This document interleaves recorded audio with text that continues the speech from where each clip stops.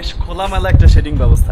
বেশিরভাগ খামারিরাই যেটি করে যে শেডিং ব্যবস্থার ব্যাপারে খুবই উদাসীন হয়, কিন্তু আপনার এখানে দেখতে পাচ্ছি খুবই সুন্দর ব্যবস্থাপনা। শেডটা খুব ইম্পর্টেন্ট, মানে শেডটা ম্যাক্সিমাম খামারি যেটা করে মনে করে যে ছাগলের ঠান্ডা লাগবে এবং ঠান্ডার কারণে ছাগল অসুস্থ হবে, তো এই জন্য সবাই কি করে চারিদিকে প্রোটেকশন দিয়ে রাখে, বেড়া দেয়, বিভিন্ন ধরনের বা তিরপল দিয়ে রাখে, কিন্তু আসলে এটা পারফেক্ট না।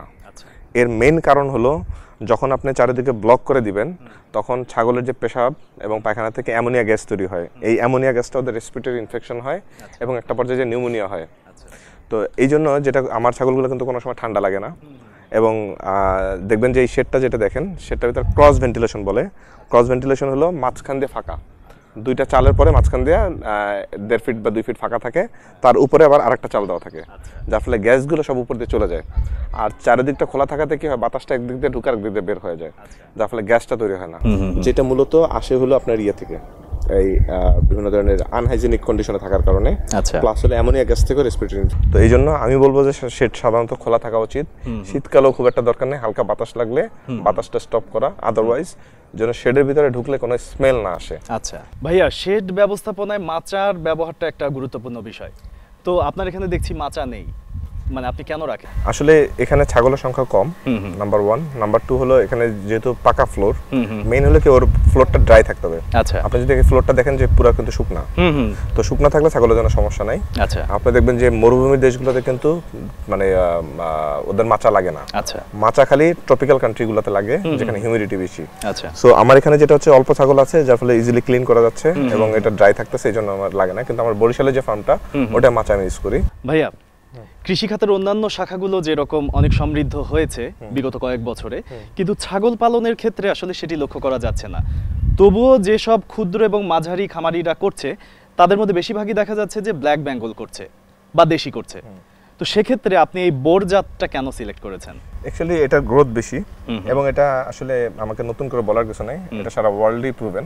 আচ্ছা, এবং পৃথিবীর বিভিন্ন দেশে এটা এই জাতটা আছে। আচ্ছা, এবং ম্যাক্সিমাম দেশে এই জাতটা পালি মাংসের জন্য। তো আপনি যেমন দেখেন যে এই ছাগলটার কথাই ধরেন, এর মাত্র 2 দাঁত।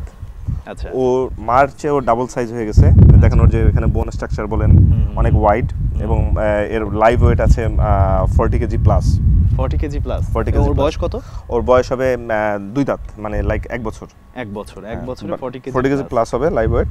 এইটা হলো ডিফারেন্সটা, আচ্ছা, যে আমি মার চেয়ে বেটার পাচ্ছি বাচ্চাকে, এবং বাবার চেয়েও বাবার যে কোয়ালিটিটা আসতেছে ওটা ডমিনেট করতেছে, যার ফলে দেখেন এটা কিন্তু পুরো সাদা চলে আসছে। ও কিন্তু মা কিন্তু কালো ছিল। আচ্ছা, এই যে মাটা। যারা ক্ষুদ্র খামারি আছে এখন, তারা যদি এই বোর চাষ করতে চায়, এই বোর থেকে মাংস বা ব্রিডিং যে পদ্ধতিতে আগাতে চাক না কেন, তাদের জন্য আপনার পরামর্শটা কি? এটা সবার আগে গভর্নমেন্টকে পলিসিটা চেঞ্জ করতে হবে।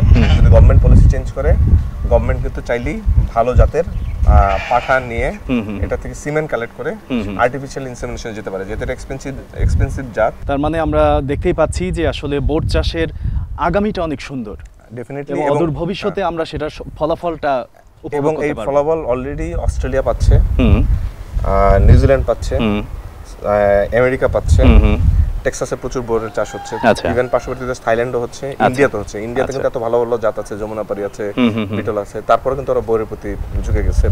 যত বড় বড় কমার্শিয়াল ফার্ম হচ্ছে সব কিন্তু বোর ইউজ করতেছে। এর মেইন কারণ হলো ওয়েট গেইন।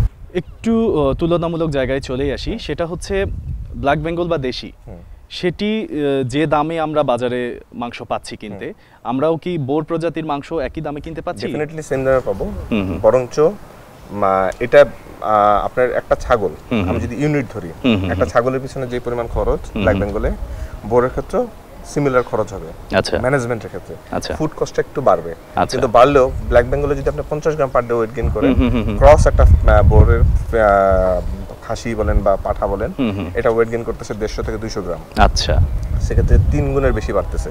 আপনার ফুড কস্ট হয়তো বা ব্ল্যাক বেঙ্গলের চেয়ে একটু বাড়বে, কিন্তু 3 গুণ তার বাড়বে না, কিন্তু আপনার বেনিফিট হচ্ছেন কিন্তু 3 গুণ। সো এখানেই আপনার প্রফিটটা। আচ্ছা, সো এক্ষেত্রে আমার মনে হয় যে এটা করাটা বেটার। ভাই, আজকে সারাদিন আপনার কাছ থেকে অনেক কিছু জানলাম আমি এবং গ্লোবাল কৃষির দর্শকরা। আশা করছি সবাই উপকৃত হবে, এবং আপনাদের জন্য শুভকামনা। আলভি রেঞ্জ গড ফার্মের জন্য অনেক শুভকামনা। ভালো থাকবেন। ধন্যবাদ, এবং ধন্যবাদ দর্শকদেরকে। কৃষি বিষয়ক আপনার যে কোনো সমস্যার সমাধান জানতে এবং আমাদের অনুষ্ঠান সম্পর্কে আপনার মতামত জানাতে লিখতে পারেন এই ঠিকানায়। প্রযোজক গ্লোবাল কৃষি 189/A, তেজগাঁও শিল্প এলাকা, ঢাকা 1208। অথবা ইমেল করতে পারেন krishi@globaltvbd.com এই অ্যাড্রেসে। প্রিয় দর্শক, এই ছিল আমাদের গ্লোবাল কৃষির আজকের আয়োজন। আলভিরেঞ্জ গোট ফার্মে আজকে সারাদিন আমরা অনেক কিছু জেনেছি এবং আমার সাথে জেনেছেন আপনারাও। আশা করছি আমাদের এই জানাগুলো আগামীতে আপনাদের জন্য অনেক ফলপ্রসূ হবে। সবাই ভালো থাকবেন, সুস্থ থাকবেন, গ্লোবাল কৃষির সাথেই থাকবেন।